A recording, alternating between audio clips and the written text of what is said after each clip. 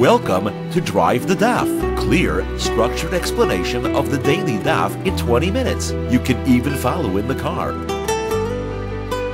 Pesachim Daf Nun Dalid contains one Mishnah, dividing the daf into two separate sugyas, none of which are Pesach related directly. The first half of the daf is discussing the bracha on fire, the Bari Marhesh, which we say. And the question under discussion is, do we say it any other time other than Matzoi Shabbos or not? There's machlokes about that. It's part of trying to resolve some contradictions. We'll get into a number of brises which bring lists of things and when they were created. The Gemara will discuss those lists and quote quite a few of such brises. The second part of the daf, following the Mishnah, discusses the halachos of Tisha B'Av and how it compares to Yom Kippur and to other fast days and fasts made because of a lack of rain. So first of all, the Gemara is in the middle of a discussion about the bracha on a fire. The Gemara has quoted a machlokes Amoraim as to what Rabbi Yochanan holds precisely. Does Rabbi Yochanan say that you only say the bracha Matzah Shabbos, or you also say it some other time? What is the other time? It would be Matzah Yom Kippur. After Yom Kippur, you would also potentially say the bracha of Bari Mariesh. So we have Rabbi Abba who says that Rabbi Yochanan holds you only say it Matzah Shabbos, and Rabbi Chana and Ulo said that he also says you say it Matzah Yom Kippur. The Gemara quotes Rabbi Yamin Bar Yefes, the quotes of Yochanan specifically says that you do say it on Matzah Yom Kippur, and that is the minig. The Gemara quotes a brisa, which seems to indicate that you only say it Matzah Shabbos. It quotes Machlokes Tanakama and Rabbi Yehuda whether you say it on a cup of wine or not. But both agree that you only say it Matzah Shabbos, and the Gemara says Rabbi Yochanan says that's the halacha. So again, Rabbi Yochanan here seems to be indicating you only say it Matzah Shabbos. The Gemara answers that whether you say it Yom Kippur or not depends on whether you have a ner Shabbos, whether you have a fire which existed over the entire length of Yom Kippur. If you have, the only way you would say a bracha on fire on Matzah Yom Kippur is if you have a fire which was burning on Yom Kippur. Rashi explains it was either lit beheter, meaning it was lit for a sick person, or some other permitted use, or it was burning from before Yom Kippur. It can't be lit based on Yom Kippur. You wouldn't say a bracha on that. But if it was burning on Yom Kippur and you couldn't use it on Yom Kippur because there is an isser of fire on Yom Kippur, then that self-same fire becomes permitted after Yom Kippur. That's when we'll say a bracha of Bari Mari Ha'esh on it after Yom Kippur is over. The point of that bracha is different than the bracha Matzah Shabbos. Matzah Shabbos bracha is to thank HaKadosh Baruch Hu for light and fire. The Yom Kippur bracha is to show that Yom Kippur is different than other Yomim Tovim, and it's forbidden to light a fire from an existing fire on Yom Kippur as opposed to other Yomim Tovim. That's why we need a fire which existed the entire time, and that's the solution to the contradiction. If you don't have an Ner Shabbos, you won't say a bracha on Yom Kippur. If you do, then you will. Now, on the subject of a Ner Shabbos, again, a fire that burned over the entire day, the Gemara asks, I have two conflicting brises about that also. One says you say a bracha on the fire even without an Ner Shabbos. The other one says you have to have an Ner Shabbos. Says the Gemara, simple. One's talking about Yom Kippur, one's talking about Shabbos. And therefore, there are two completely different functions of how that bracha works. Now, how do you say the bracha on the fire on Matzah Shabbos? The Gemara says that Rebbe would spread them out. He would say the bracha on the fire as soon as he got it. He would do psamim and havdalah whenever he got that. Rabbi Chia did them all over a cup of wine during Havdalah, which is what we do. The Gemara says even though Rebbe would say the bracha on fire as soon as he encountered it, he would do it again over a cup of wine to be mitzi the people in his family on the bracha of Havdalah over a cup of wine. So he would be being mechabed the bracha by saying it over a cup of wine itself. Now the Gemara questions, is it really true that fire and light were created on Matzah Shabbos? The whole reason we're saying the bracha then is because we're assuming that that's when it was created, as we said in Daf Nun Gimel. The Gemara's question is, we have other sources as to when light was created. Now, what the Gemara is going to do here is have three different times at which light seems to have been created. Matzah Shabbos, as we've been discussing. We'll also have a proof that it was created on Friday, just before Shabbos. Another proof that it was created on Monday, on the second day of creation. Involved in this also will be when Gehenna was created, because there's definitely fire in Gehenna, and there are two sources as to that. Was it on Monday or was it before the entire world was created in the first place? So we're going to have to see what are the different types of light and fire which were created in different places and fitted all together. So the Gemara first of all says as follows. You're telling me that light was created Matzah Shabbos. I proved to you that it couldn't have been created then because there's a brisa that clearly says it was created Erev Shabbos Bein Hashmashas. That means in the twilight between Friday and Shabbos in the week of creation. Now the Brisa says there were 10 things that were actually created then, and they are as follows. There was the Be'er Shel Miriam, the well, the rock which gave water to the Jews in the desert. There's the mun. There's the rainbow. There's the shape, the form of the letters of Hashem's name. There's the pen or tool with which Hashem wrote His name on the luchos. There's the luchos themselves. There's the grave of Moshe Rabbeinu, which nobody can find. There's the cave on Har Sinai in which Moshe and Eliyahu stood. There's the mouth of the donkey which spoke to Bilam, and there's the mouth of the earth which opened up to swallow Korach and his Rishayim. These 10 things were all created during that midday time. This is also Mishnah in Pirkei Avos. Now, Reb Nechemia adds some other things here. He adds also fire was created then, and this is why we quoted this whole thing, to show that fire was created at that point. And he also says a mule was created then. A mule seems to have been a creation made by people by bringing together a horse and a donkey. The Gemara says people can't create anything, and therefore it has to have been that mules were created in that middle time. Now, Rabbi Shai says that of his father, also the ram that Avram Avinu brought on the Mizbech instead of Yitzchak was created then, and the Shamir worm, the special worm which cuts anything that is put on, which Shlomo HaMelech used to shape the stones of the Beis HaMikdash, that was also created at that time. Rabbi Yehuda says the first pair of tongs was also created then. Why? Because the way to make tongs is by holding a metal into a fire, so you can shape it. In order to hold it, you need tongs. So where did the first pair of tongs come from? Must be that it was made by Kodesh Baruch Hu, and it would be during that middle time. Says the Gemara, not necessarily. It could have been that it was made in a form. You poured molten metal into a form, and you formed out a pair of tongs that way, and that's what you used to make the next pair of tongs, by shaping metal that was hot in the fire itself. Anyway, so we see over here clearly that fire was created on Friday, Banish Moshe is not on Matzah Shabbos. So the Gemara says 2 types of fire. One is talking about regular fire. One is talking about the fires of Gehenna. Says the Gemara, but Gehenna was not created at that time. Gehenna was not created Friday afternoon. Gehenna was created before the entire world was created. We see that in Brisa, which has another list, a list of 7 things created before the world were created.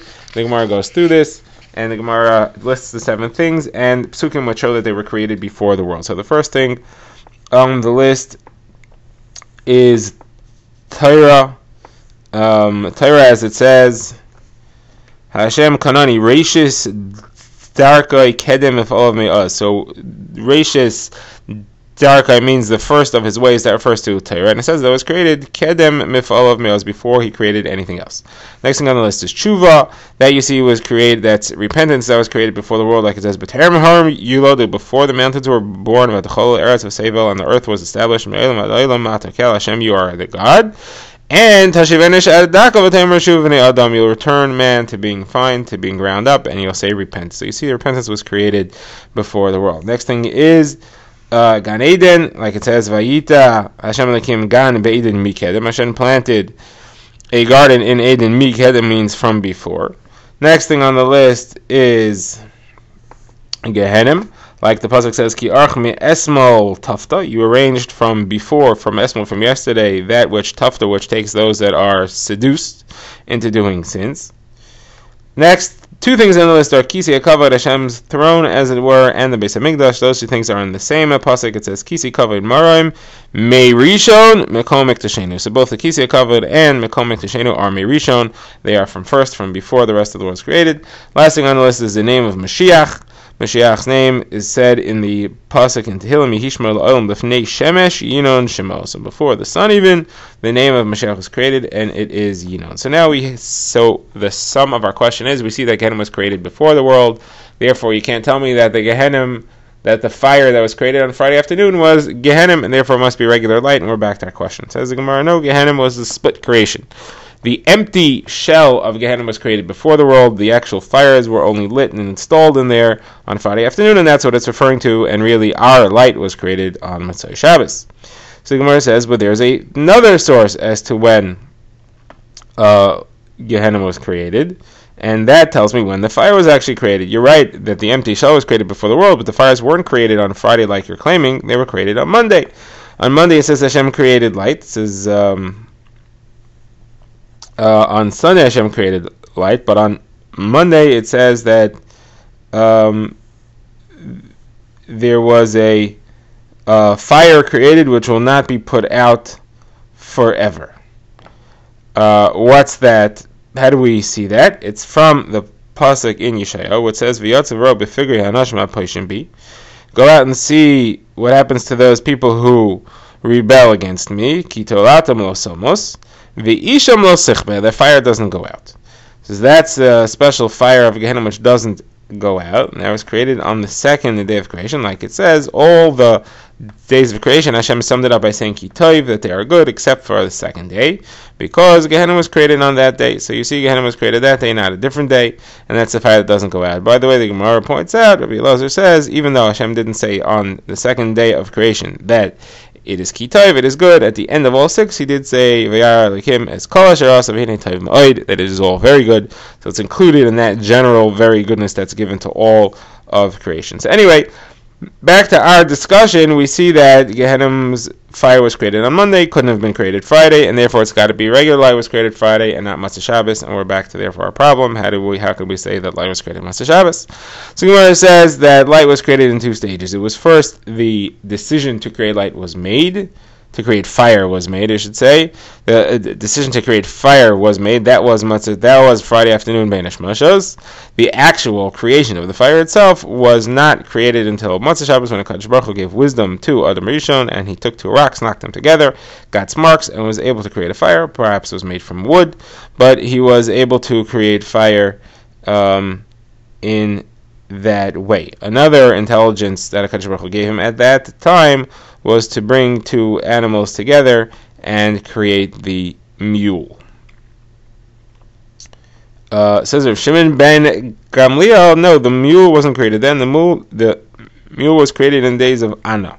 Anna is one of the descendants of Esav, and about Anna it says, "Ve'elu b'nei Tzivon va'aya va'Anna hu Anna asher motzas hayemim ba'midbar."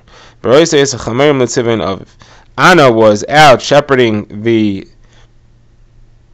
donkeys, and he found Yemim. So Yemim are mules, and that was where they came from. Says the Gemara, those who interpret difficult psukim explain this all very nicely. Anna himself was an illegitimate child. He was born from a union between his father and his father's mother, meaning Anna's father was together with his own mother and gave birth to Anna. How do you see that? Because the pasuk lists Tzivon as Anna's father, and it also lists Tzivon as Anna's brother. It says, so you see that it was both his brother and his father. That means that they shared a mother, and Tzivon was together with his own mother. Now, because he was an illegitimate child, he went and created the mule, which is the illegitimate child of the union of the donkey and the horse.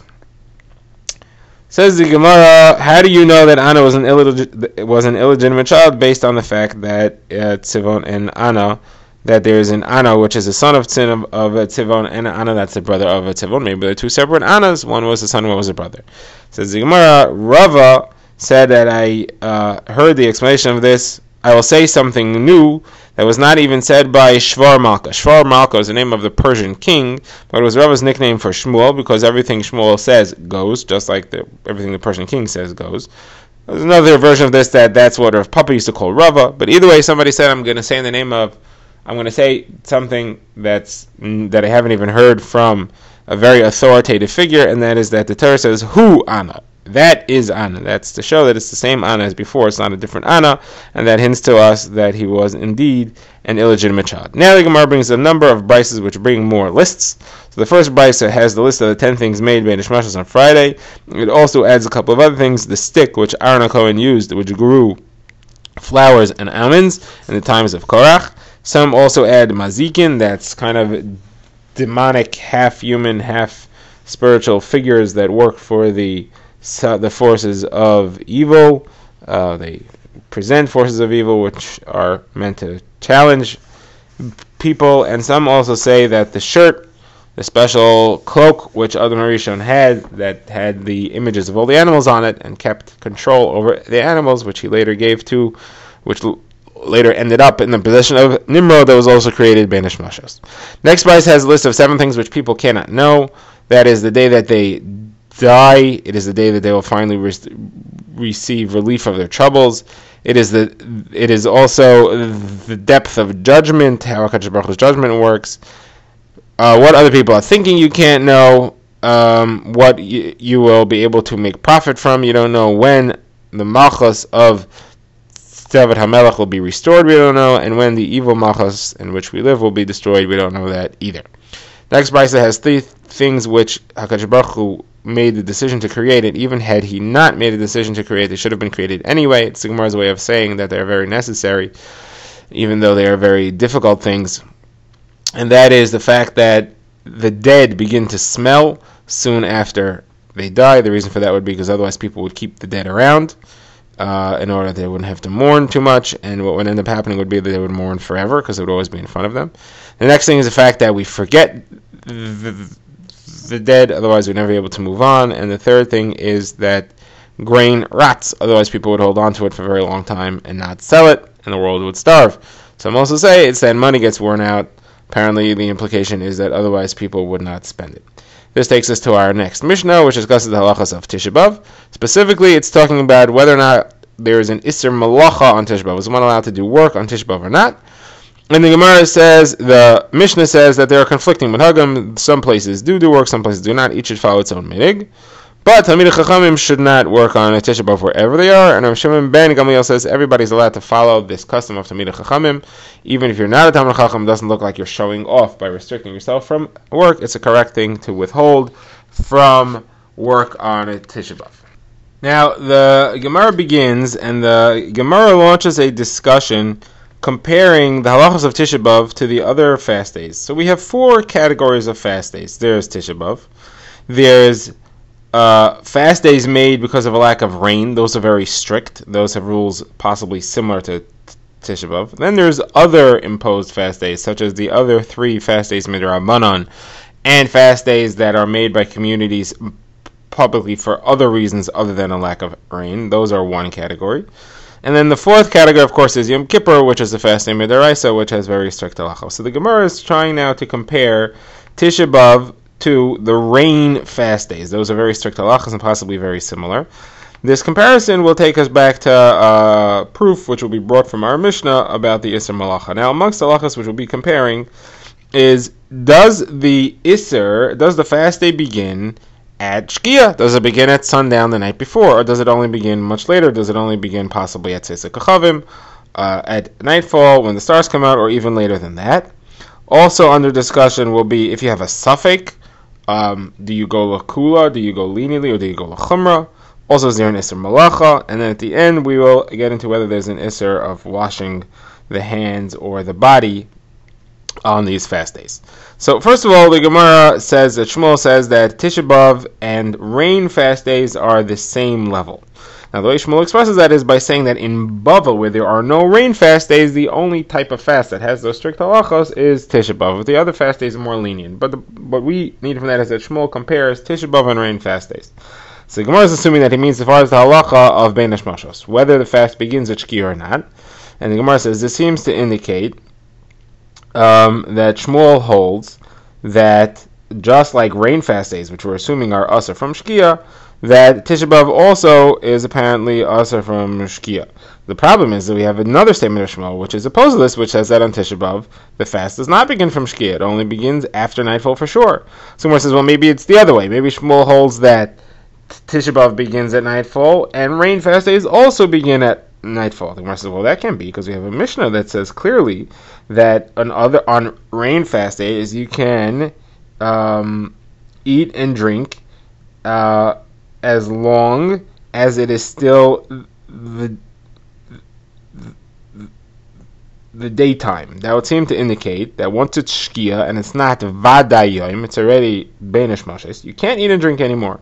So that shows that rain fast days, the fast begins from Shkia. Says, well, no, that's not what the Mishnah meant. The Mishnah meant any time, which is possibly the day, which includes the day, includes Bein Hashmashos, all the way up until nightfall, that you're allowed to eat and drink. So we're coming out now that Shmuel holds that rain fast days begin from nightfall, and he's saying that Tisha B'Av is like that, and they both have the same halacha that they begin from nightfall itself.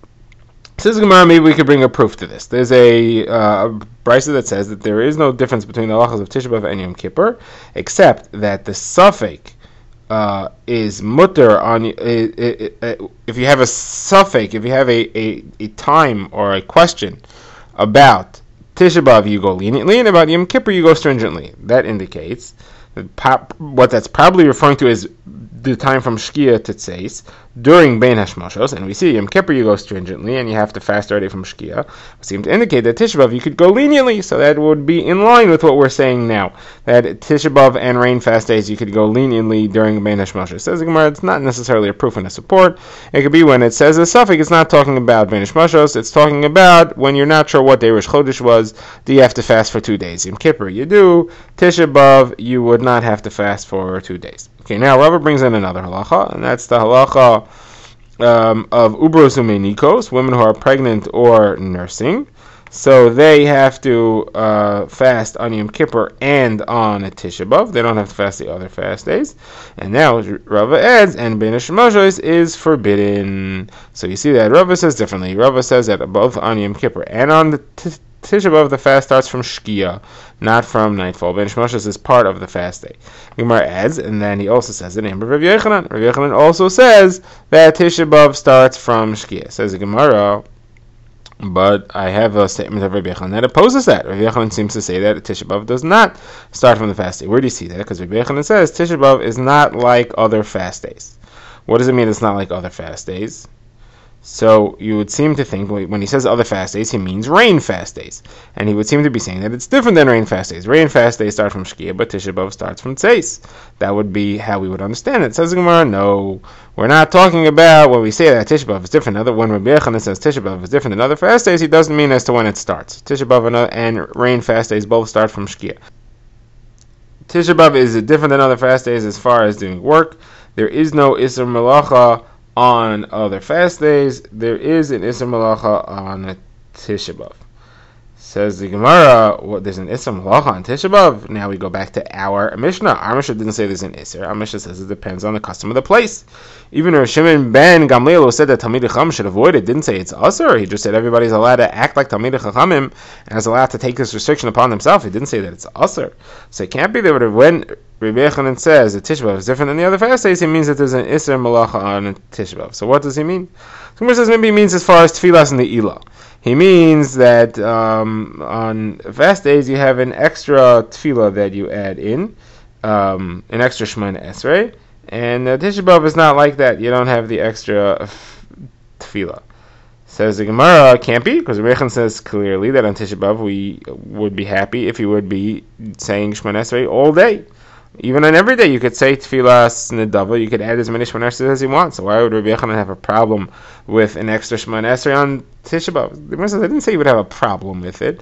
I said it's not obligatory. The other fast days for rain, it's obligatory. Tisha B'Av, it's not obligatory. You don't add an Ilah on a Tisha B'Av. You only add it on Yom Kippur and on fast days for rain. Says Gemara, I'll tell you another pshat. That when Rabbi Yochanan said that Tisha B'Av is not like the other fast days, he meant as far as adding brachos to Shemona Esrei. On other fast days, you say 24 brachos in Shemona Esrei instead of 18. We don't have this today. But on Tisha B'Av, we don't have that. It says, our Papa will give you a whole new answer.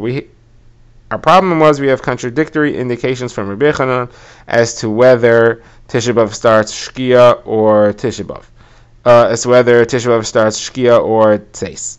So when he says, I will tell you now that he really holds that it starts Shkia. What does he mean when he says it's not like the other fast days? He doesn't mean that it's not like the other fast days, the other rain fast days which start Shkia. He means it's not like the other category of fast days, the other 3 fast days of the year, such as the Asar B'Teves, Tzom Gedalia, Shavuos B'Tammuz. All of those start Tzeis or later, and Tisha B'Av does not like that. Tisha B'Av starts at Shkia.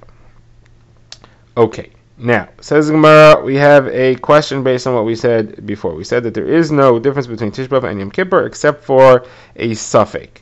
What does that refer to? So we said that we first want to say it refers to Bein Hashmashos, and then we said no, it refers to if we don't know what day Rosh Chodesh was, so we don't know what day Yom Kippur or Tisha B'Av are supposed to be. Says the Gemara, that seems to indicate that as far as all other halachas in Yom Kippur and Tisha B'Av are the same. So let's discuss the halacha of washing your hands. Are you allowed to wash your hands? Are you allowed to dip your finger into water, the Gemara says, when it's not necessary to? Are you allowed to wash yourself on Tisha B'Av?